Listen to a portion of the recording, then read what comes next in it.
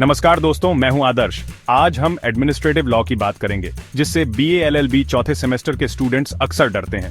लेकिन घबराने की जरूरत नहीं, ये कोई रॉकेट साइंस नहीं है। एडमिनिस्ट्रेटिव लॉ सरकारी अफसरों और दफ्तरों से जुड़ा है। यही कानून उन्हें शक्ति देता है और उन पर लगाम भी लगाता है। हम फोकस करेंगे एग्जाम में बार बार पूछे जाने वाले सवालों पर। Delegated legislation, natural justice, Lokpal, Lokayukta. मेरा मकसद है एडमिनिस्ट्रेटिव लॉ को इंटरेस्टिंग बनाना, ताकि आपको रट्टा न मारना पड़े। हर टॉपिक को उदाहरणों के साथ समझेंगे, जैसे मेनका गांधी केस या आरटीआई। वीडियो को लाइक करें और सब्सक्राइब जरूर करें। एडमिनिस्ट्रेटिव लॉ कार्यपालिका की शक्तियों और उनके नियंत्रण से जुड़ा है। यह कानून बताता है कि सरकारी अधिकारी क्या कर सकते हैं और अगर वे अपनी शक्ति का दुरुपयोग करें तो उन्हें कैसे रोका जाए। इसके मुख्य स्रोत हैं संविधान, संसद के कानून, कोर्ट के फैसले और कार्यपालिका के नियम। इसका मकसद है प्रशासन में पारदर्शिता, जवाबदेही और निष्पक्षता लाना। अगर किसी अधिकारी ने आपके साथ गलत व्यवहार किया है तो एडमिनिस्ट्रेटिव लॉ आपको कानूनी उपाय देता है। एडमिनिस्ट्रेटिव लॉ की आत्मा है रूल ऑफ लॉ और separation of power. Rule of law का मतलब है कानून से बड़ा कोई नहीं, सब बराबर हैं। AV डाइसी के अनुसार कानून सर्वोच्च है और अधिकार अदालतों से सुरक्षित होते हैं। सेपरेशन ऑफ पावर कहता है विधायिका, कार्यपालिका और न्यायपालिका की शक्तियां अलग हों। भारत में चेक्स एंड बैलेंसेस का सिस्टम है। हर अंग दूसरे पर नजर रखता है। न्यायपालिका कानून को असंवैधानिक घोषित कर सकती है। कार्यपालिका जजों की नियुक्ति में भूमिका निभाती है। ये सिद्धांत प्रशासन को कानून के दायरे में रखते हैं। डेलीगेटेड लेजिस्लेशन यानी जब संसद अपनी कानून बनाने की कुछ शक्ति कार्यपालिका को सौंप देती है। इसकी जरूरत इसलिए पड़ी क्योंकि संसद के पास हर छोटी बात के लिए समय नहीं होता और कई बार तकनीकी मामलों में विशेषज्ञता चाहिए। उदाहरण, मोटर व्हीकल एक्ट संसद ने बनाया, लेकिन ट्रैफिक नियम मंत्रालय ने बनाए।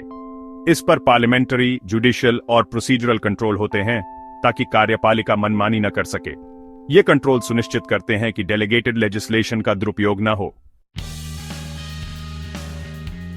नेचुरल जस्टिस के दो मुख्य सिद्धांत हैं, ऑडी अल्टरम पार्टेम, दूसरे पक्ष को सुनो, और नीमो जुडेक्स इन काउजा सुआ, कोई अपने ही मामले में जज नहीं हो सकता। किसी भी व्यक्ति को बिना सुने दोषी नहीं ठहराया जा सकता। नोटिस, हियरिंग और एविडेंस का अधिकार मिलना चाहिए। अगर अधिकारी बिना सुनवाई के फैसला ले तो कोर्ट उसे रद्द कर सकता। दूसरा, फैसला निष्पक्ष होना चाहिए।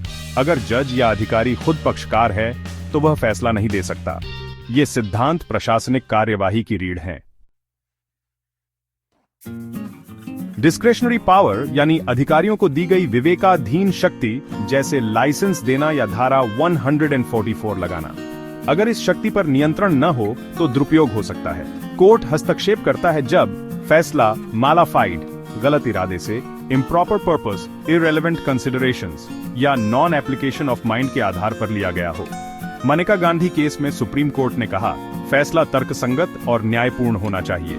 जुडिशियल कंट्रोल प्रशासन को मनमानी से रोकता है। सरकारी कर्मचारी की गलती से नुकसान हो तो सरकार जिम्मेदार हो सकती है।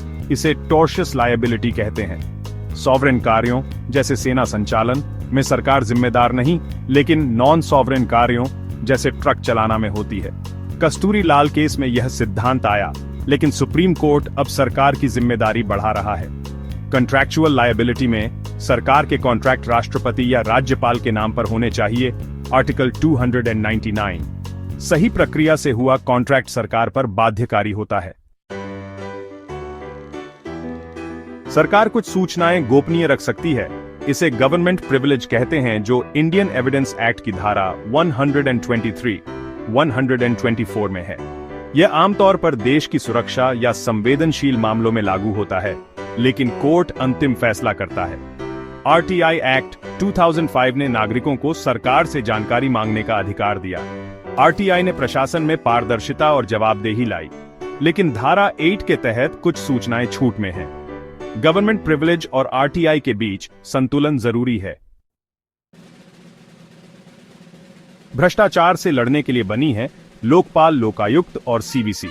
लोकपाल केंद्र सरकार के उच्च अधिकारियों के खिलाफ भ्रष्टाचार की जांच करता है। लोकायुक्त राज्यों में यही काम करता है। ये संस्थाएं स्वतंत्र हैं और CBI जैसी एजेंसियों को जांच के लिए निर्देश दे सकती है।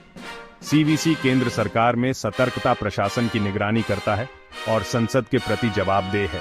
ये तीनों मिलकर सरकारी तंत्र को जवाबदेह और पारदर्शी बनाते हैं। सरकारी कर्मचारियों के सेवा विवादों के लिए एडमिनिस्ट्रेटिव ट्राइब्यूनल्स बनाए गए हैं, जैसे सेंट्रल एडमिनिस्ट्रेटिव ट्राइब्यूनल (CAT).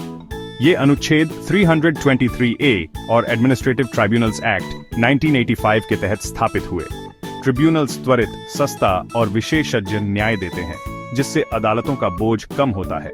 आलोचना है कि सदस्य सरकार द्वारा नियुक्त होते हैं, जिससे प्रभाव पड़ सकता है।